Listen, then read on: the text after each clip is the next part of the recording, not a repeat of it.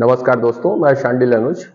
आज transfer of property act के section 3 में इमूवेबल प्रॉपर्टी को हम पढ़ेंगे। ट्रांसफर ऑफ प्रॉपर्टी एक्ट के सेक्शन 3 टीपीए के सेक्शन 3 पैरा 2 में इमूवेबल प्रॉपर्टी को बताया गया है। इमूवेबल प्रॉपर्टी क्या होती है? ये नेगेटिव डेफिनेशंस को बताती है और एक्सक्लूडिंग बात करती है। ये जो पैरा है वो एक्सक्लूडिंग नेचर का है और ये कहता है कि इमूवेबल प्रॉपर्टी में immovable property does not include standing timber, growing crops and grass. ये बता रही है कि इमूवेबल प्रॉपर्टी में ये तीन चीजें नहीं शामिल हैं। पहली चीज जो है वो स्टैंडिंग टिम्बर है, दूसरी चीज जो है वो ग्रोइंग क्रॉप है आपकी, और तीसरी चीज जो है आपकी ग्रॉस है। ये शामिल नहीं है। यहां इस बात से कुछ स्पष्ट नहीं हो पाता है कि इमूवेबल प्रॉपर्टी क्या है। इन जनरली यदि हम देखें तो प्रॉपर्टी के दो कैटेगरीज होती हैं, एक तो मूवेबल प्रॉपर्टी है और दूसरी जो है वो इमूवेबल प्रॉपर्टी है। Movable property in general sense which can be transferred from one place to another place और by the effort of human beings without changing its nature, without changing its value.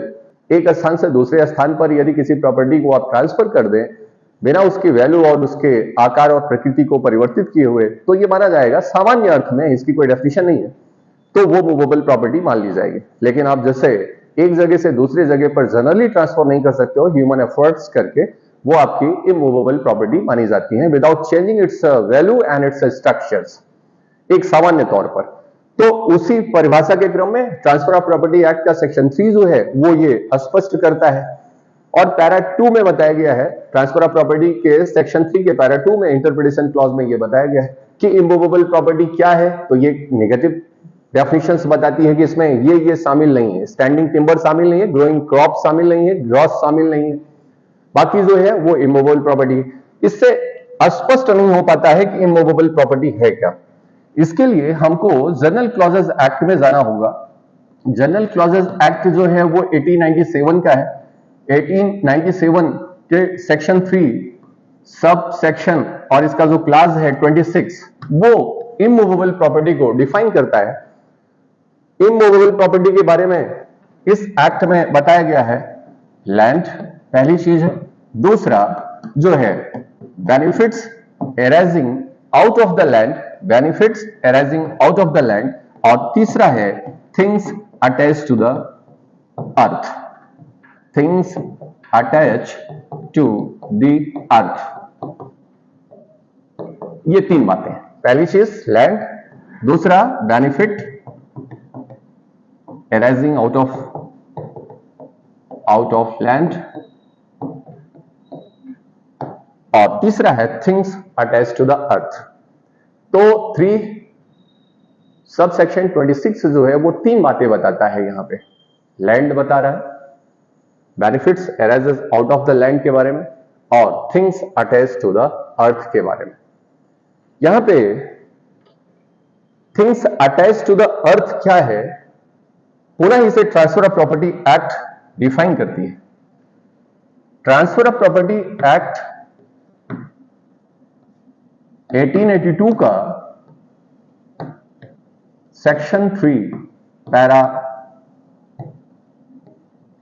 6 ये attach to the earth के बारे में बात करता है। Attach to the earth, attach to the earth, और attach to the earth again तीन बातें बताता है। Things rooted in the earth, things rooted in the earth, things embedded in the earth, and third, permanently fastened to such embedded in the earth। तीन बातें हैं यहां पे। कोई भी ऐसी चीज जो जड़ के द्वारा जमीन में है, या ऐसी कोई ऐसी चीज जिसे एम्बेड कर दिया गया है, जमीन के अंदर गाड़ दिया गया है, और तीसरा ऐसे जमीन में जो धसी हुई चीजें हैं उनसे परमानेंटली यदि कोई फास्टेंड है फॉर द बेनिफिशियल एंजॉयमेंट, तो वो अटैच टू द अर्थ में शामिल माना जाएगा। अगेन इमूवेबल प्रॉपर्टी को इंडियन रजिस्ट्रेशन एक्ट 1908 में डिफाइन किया गया है। इन्हें आप देखें, ये जो डिफाइन करता है वो क्या कहता है आपका, इंडियन रजिस्ट्रेशन एक्ट के सेक्शन 26 में इमूवेबल प्रॉपर्टी को डिफाइन किया गया है। यहां आप देखें जरा, 26 कहता है land is a immovable property, buildings are immovable property, hereditary allowance is immovable property, right to ways or passage is the immovable property, right to ferries, right to fisheries, things attached to the earth। ये इतनी सारी प्रॉपर्टियां आपके Indian registration act 1908 में define किया गया है। तो जरा एक बार ये देख लें आप, इमूवेबल प्रॉपर्टी क्या है। इमूवेबल प्रॉपर्टी को ट्रांसफर ऑफ प्रॉपर्टी एक्ट 1882 के सेक्शन 3 पैरा 2 में, जो कि नेगेटिव है, जो कि एक्सक्लूडिंग इन नेचर है, डिफाइन करती है, does not include growing crops, standing timber और ग्रॉस। जनरल क्लॉजेस एक्ट का सेक्शन 326 जो है इस बात को डिफाइन करता है कि immovable property includes lands, benefits arise out of the lands, and third one is the things attached to the earth. Things attached to the earth क्या है, ये सेक्शन 3 पैरा 6 में बताया गया है। Rooted in the earth, embedded in the earth, attached to what so embedded for the permanent beneficial enjoyment। and again Indian Registration Act 1908 जो है उसका सेक्शन 2 क्लॉज 6 ये बताता है land, buildings, hereditary allowance, right to ways, fisheries and things attached to the earth. ये आपके बारे में बात कर रहा है। अब हम देखते हैं वन बाय वन। हियर ये पहली चीज क्या है आपकी, यदि मैं टिम्बर की बात करूं, टिम्बर क्या है, चलिए यहां पे नहीं, यहां पे पहले लैंड पे देखते हैं। लैंड क्या है, things attach to the earth में बताया गया है पहला लैंड। लैंड में आपको यह पता है this is the surface of the land, और सरफेस ऑफ द लैंड में जो है वो क्या है, सोयल है, और क्या है आपका सबसोयल। तो soil and subsoil is the part of the land. और लैंड है क्या, लैंड का मतलब is piece of earth. Land means a piece of earth. Here on the surface of the land is also the immovable property and mines and minerals. जो mine है और जो minerals हैं आपके, वो beneath the surface of the land है। Minerals ये कहां पे पाए जाते हैं, beneath the surface of land. It is also considered as a immovable property. तो on the surface of the land, below the surface of land and above the surface of land, ये ऊपर का जो एयर कॉलम होता है is also considered as a immovable property। यहां पे आपका इंटरेस्ट माना जाता है for a certain heights। जहां तक तो लैंड क्या है, a piece of earth है, and above the surface, below the surface or beneath the surface and above the surface, on the surface, ये तीनों चीजें क्या मानी जाती हैं, आपकी इमूवेबल प्रॉपर्टी मानी जाती हैं। इसका मतलब कोई भी माइंस है, कोई भी मिनरल्स है, आपकी जो सोयल है, ये सारे के सारे क्या हो जाएंगे, इमूवेबल प्रॉपर्टी माने जाएंगे। अगेन दूसरा, benefit arising out of the land. दूसरा जो क्लॉज है आपका बता रहा है कि बेनिफिट जो है arising, benefits arising out of land, benefit arising out of land. तो ऐसे लैंड से जो भी बेनिफिट्स आपको अराइज होता है वह आपके क्या माने जाएंगे, इमूवेबल प्रॉपर्टी मानी जाएंगी। और इस तरीके से जो अभी इंडियन रजिस्ट्रेशन एक्ट में आपने देखा, इंडियन रजिस्ट्रेशन एक्ट में क्या है, right to fisheries, right to fisheries यानी मछली पकड़ने के अधिकार। और इस अधिकार और इस मछली पकड़ने से यदि आपको कोई बेनिफिट्स मिलता है तो ये क्या माना जाएगा, आपका ये इमूवेबल प्रॉपर्टी माना जाएगा। और मैं आपको बता दूं, लैंड्स में जो है, लैंड्स में जो पॉन्ड्स हैं, जो लेक हैं, जो वाटरफॉल्स हैं, जो टनल हैं, जो कैनाल्स हैं, also considered as a immovable property. वो लैंड्स का भाग माने जाते हैं और इमूवेबल प्रॉपर्टी माने जाते हैं। क्या क्या माने जाते हैं, मैंने आपको क्या बताया, लैंड में क्या शामिल है? पॉन्ड्स हैं, लेक हैं, वाटरफॉल हैं, टनल हैं। ये क्या है? आपके इमूवेबल प्रॉपर्टी के पार्ट माने जाते हैं, because these are the parts of the land. अब benefit arises out of the land. हम फिशरीज को कहां से प्राप्त करते हैं? नदियों से, रिवर से हम ले रहे हैं, पॉन्ड से ले रहे हैं, लेक से ले रहे हैं। तो ये बेनिफिट्स कहां से आ रहा है? आपका इमूवेबल प्रॉपर्टी से आ रहा है। कहां से आ रहा है? आपका लैंड से आ रहा है। तो बेनिफिट्स अराइजेस और benefit arising out of the land is also the immovable property. तो राइट टू फिशरीज क्या होगा आपका? ये इमूवेबल प्रॉपर्टी होगा। राइट टू फेरीज, जो नाव चलाने का अधिकार होता है, ये भी क्या होगा? आपका इमूवेबल प्रॉपर्टी, क्योंकि benefit arising out of the land है। टू कलेक्ट द लॉक, लाख रेशम जो बनाया जाता है, लाख के कीड़ों से बनाया जाता है और वो जंगलों में पाला जाता है उनको, तो वो जो बेनिफिट्स है आपका, to collect the lac is also the immovable property. वो क्या माना जाएगा आपका? To realization the house rent, घरों पर जो आपका, घर पर क्या है? घर पर जो आपका किराया वसूलने का अधिकार है, ये कैसा है? आपका इमूवेबल प्रॉपर्टी है। तो benefit arising out of the land is also considered as a immovable property. Again things attach to the earth, तीसरा जो बात बता रहा है, things attach to the earth में पहली चीज क्या है? Rooted in the earth. पहली चीज क्या है आपकी? Rooted in the earth. Rooted in the earth, इसका मतलब जो जड़ों के द्वारा कहां गई हैं? जमीन में गई हैं। अब जरा देखिए, इसमें तीन चीजों को आपको क्या करना है? एक्सक्लूड कर देना है। रूटेड इन द अर्थ में अभी आपने पैरा 2 में पढ़ा है ट्रांसफर ऑफ प्रॉपर्टी एक्ट में, इसमें क्या क्या नहीं आएगा? आपके टिम्बर नहीं आएंगे, रूटेड इन द अर्थ तो है लेकिन ये टिम्बर्स नहीं आएंगे। दूसरा क्या नहीं आएगा? ये स्टैंडिंग टिम्बर। और दूसरा क्या बताया आपको? ग्रोइंग क्रॉप्स जो है आपकी, ग्रोइंग क्रॉप्स ये एक्सक्लूडिंग है, इसमें ग्रोइंग क्रॉप्स नहीं आएगी। और क्या नहीं आएगा? और ग्रास नहीं आएगी। अब बताइए भैया, ये स्टैंडिंग टिम्बर शामिल नहीं है इसमें, ग्रोइंग क्रॉप्स शामिल नहीं है और ग्रास। तो रूटेड इन द अर्थ, ये भी जड़ों के थ्रू ही जमीन में गड़ी हुई है, लेकिन पैरा 2 में ये एक्सक्लूड कर दिया गया है कि ये क्या है? इमूवेबल प्रॉपर्टी नहीं है। इसका मतलब ये क्या हो जाएंगे? आपकी मूवेबल प्रॉपर्टी होंगे। यहां पे स्टैंडिंग टिम्बर का क्या मतलब हुआ? स्टैंडिंग टिम्बर का मतलब कि ऐसी ट्रीज जिसका यूज कमर्शियल पर्पज के लिए होता है, जैसे सेल करने के लिए होता है, या बिल्डिंग्स या रिपेयर्स या फर्नीचर्स के लिए होता है, उन्हें क्या माना जाएगा? स्टैंडिंग टिम्बर माना जाएगा।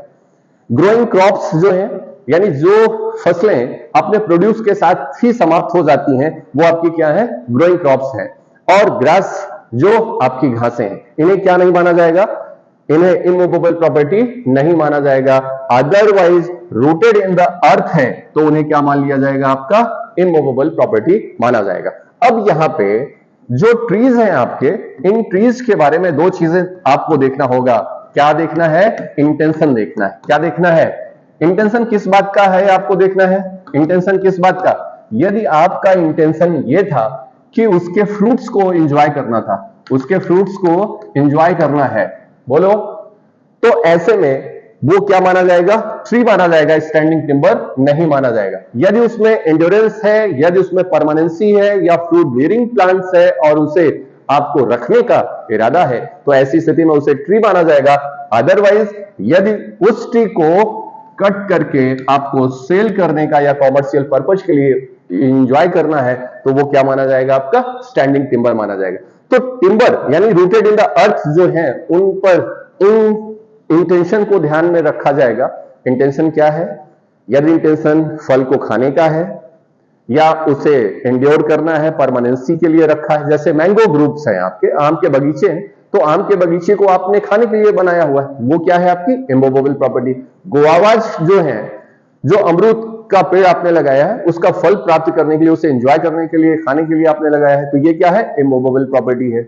इसी तरीके से यदि आपका पर्पस, यदि क्या है? इंटेंशन, यदि उसे सेल आउट करना है, तो वो क्या माना जाएगा?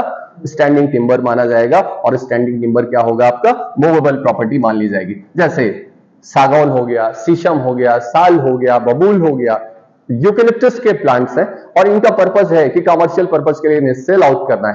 तो कह रहा है कि रूटेड इन द अर्थ में मैंने आपको क्या बताया? रूटेड इन द अर्थ में तीन चीजें शामिल नहीं होंगी। और पुनः यदि कोई ट्री है तो उसके बारे में आपको देखना होगा। अभी इसके लिए केस है, कौन सी केस है? Marshall versus Green. केस का नाम जो है वो मार्शल वर्सेस ग्रीन का केस था, जहां पे ये बातें स्पष्ट की गई क्या कि you have to see the intention, आपको इंटेंशन पर ध्यान देना होगा। यदि इंटेंशन एंड्योरेंस का है, फ्रूट बियरिंग का है, एंजॉय करने का है, तो उसे क्या माना जाएगा? मूवेबल प्रॉपर्टी नहीं माना जाएगा। बोलो बेटा, ठीक है। इसका मतलब वो क्या होगा? इमूवेबल प्रॉपर्टी होगी। क्या होगी वो? इमूवेबल प्रॉपर्टी होगी। यदि उसे सेल आउट करना है और उसको कमर्शियल पर्पज के लिए यूज करना है, तो वो आपकी मूवेबल प्रॉपर्टी मान ली जाएगी। और ये किस केस में बताया गया था? मार्शल वर्सेस ग्रीन की केस में बताया गया था। Again, things attach to the earth में मैंने पहला बताया आपको लैंड, दूसरा मैंने आपको क्या बताया? रूट, दूसरा benefit arising out of the land, तीसरा things attach to the earth. और फिर मैंने आपको things attach to the earth में जो बता रहा हूं, पहला rooted in the earth and second is embedded in the earth. कौन सा है आपका? Embedded in the earth. Embedded in the earth में क्या है? जिसको आपने जमीन में क्या कर दिया है? गाड़ दिया है, जिसको आपने जमीन में धंसा करके रख दिया हुआ। इसमें क्या है? आपकी वॉल है, पोल्स हैं, जो आप पोल्स लगाते हो या वॉल्स लगाते हो, या जो बिल्डिंग्स आप खड़ी कर रहे हो, या सस्पेंशन ऑफ जो ब्रिज है आपका, वो सारे के सारे क्या है? वो इमूवेबल प्रॉपर्टी माने जाएंगे। ये जो वॉल है आपके कमरे की, इसकी फाउंडेशन कहां है? जमीन के अंदर। इसको जमीन के अंदर इम्बेड कर दिया गया है, तो ये क्या माना जाएगा आपका? ये क्या माना जाएगा? इमूवेबल प्रॉपर्टी माना जाएगा। किसी भी ब्रिज को जो उसका बेस बनाया जाता है, उस पर ब्रिज आपका रखा गया है, वो क्या है? आपका इमूवेबल प्रॉपर्टी है। किसी सस्पेंशन के लिए जो पोल्स बनाए गए हैं, झूले वाले पुल बने होते हैं, तो जो सस्पेंशन बना हुआ है, जो जमीन के अंदर गाड़ दिया, वो क्या है आपका? जो इलेक्ट्रिक पोल्स लगे हुए हैं आपके सड़क के किनारे, ठीक है, वो जमीन के अंदर गाड़ दिए गए हैं, वो क्या है? आपके एम्बेडेड इन द अर्थ। तो एम्बेडेड इन द अर्थ जो है, या जो माइंस हैं आपकी, जो आपके रॉक्स हैं आपके, वो क्या है? एम्बेडेड इन द अर्थ है। और इससे क्या होंगे? वो इमूवेबल प्रॉपर्टी होंगे। अगेन, नेक्स्ट जो पॉइंट है आपका, वो क्या है कि ऐसी थिंग्स जो कि परमानेंटली फास्टेंड है या परमानेंटली जुड़ी हुई है for the beneficial enjoyment of the so embedded, ऐसी जो एम्बेडेड है, उनसे यदि कोई चीज परमानेंटली फास्टेंड है, तो वो भी क्या होगा? आपका इमूवेबल प्रॉपर्टी होगी। अब मैंने आपसे कहा कि एम्बेडेड इन द अर्थ में क्या आती है? वॉल आता है। क्या आता है? बिल्डिंग्स आती हैं। अब ये जो वॉल है, इसमें आपने क्या लगाया? डोर लगाया। तो ये जो डोर होगा, वो क्या होगा? आपका परमानेंटली फास्टेंड है। परमानेंटली फास्टेंड है, तो ये क्या हो जाएगा? इमूवेबल प्रॉपर्टी हो जाएगा। यदि आपने विंडोज लगाए हैं यहाँ पे, तो विंडोज क्या है आपके? विंडोज, ये परमानेंटली फास्टेंड है। ये क्या है? आपकी इमूवेबल प्रॉपर्टीज है। ये क्लैंप जो हुक लगा हुआ है, जिसमें फैन लटका हुआ है, ये परमानेंटली फास्टेंड है। ये क्या होगा? आपका परमानेंटली फास्टेंड है, तो इमूवेबल प्रॉपर्टी होगी। अब आप पोल लगाते हैं, पोल पर यहां पे और यहां पे तार फैलाने के लिए आप क्या लेते हैं? क्लैंप लगाते हैं। तो ये क्लैंप जो होता है, वो परमानेंटली फास्टेंड है। ये क्या है? आपका इमूवेबल प्रॉपर्टी माना जाएगा। तो कुल मिलाकर के cut in short immovable property के बारे में ये चीजें मैंने आपको बताया। एक बार इनको आप फिर से देख लीजिए। मैंने क्या क्या बताया आपको? पहली चीज मैंने आपको बताया, जो आपको फाइंड आउट करना है, जो आपको ध्यान में रखना है। पहली चीज मैंने आपको ट्रांसफर ऑफ प्रॉपर्टी एक्ट बताया। ट्रांसफर ऑफ प्रॉपर्टी एक्ट का सेक्शन जो है, वो 3 इंटरप्रिटेशन क्लास के बारे में बात करता है। पैरा 2 में बताया गया है कि इमूवेबल प्रॉपर्टी क्या होती है। Immovable property excluding in nature है, और उसमें क्या एक्सक्लूड कर दिया है? Growing crops, standing timber and gross, ये शामिल नहीं है। इसका मतलब ये क्या है? आपकी मूवेबल प्रॉपर्टी मानी जाएंगी। क्या मानी जाएंगी? मूवेबल प्रॉपर्टी मानी जाएंगी।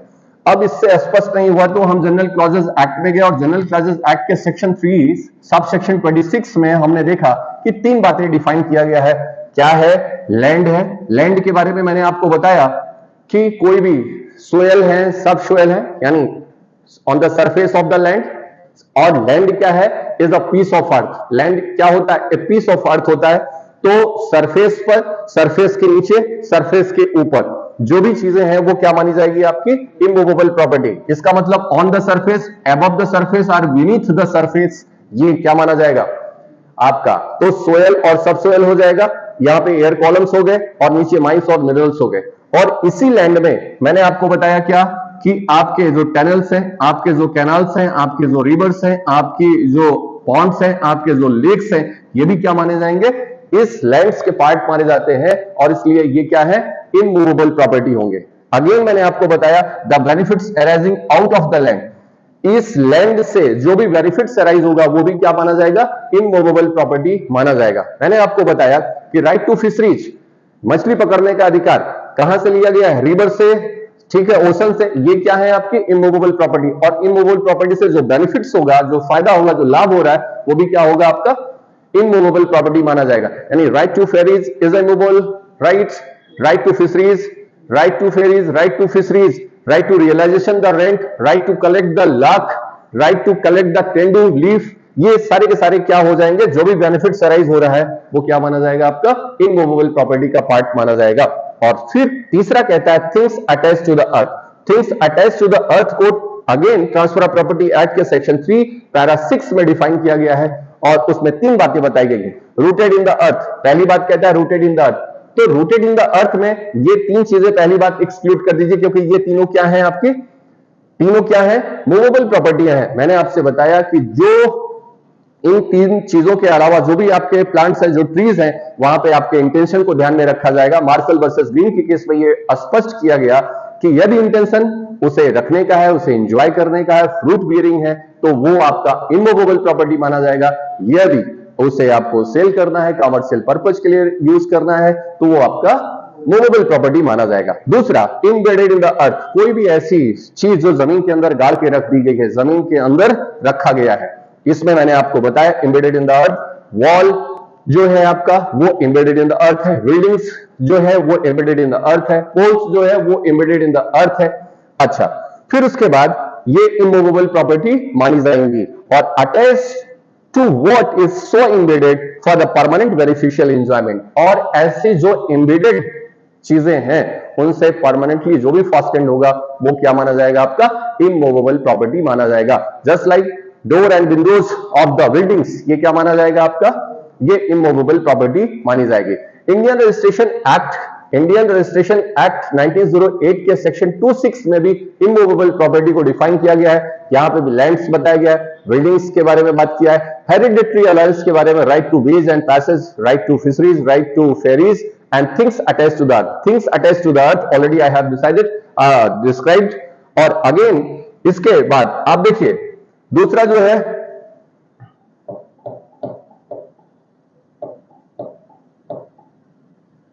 यहां पे मार्शल वर्सेस ग्रीन की केस है। मार्शल वर्सेस ग्रीन की केस में बता दिया कि इंटेंशन देखना है, यदि फ्रूट बियरिंग है और एंड्योरेंस है, परमानेंसी है, तो वो क्या होगा, इमूवेबल होगा।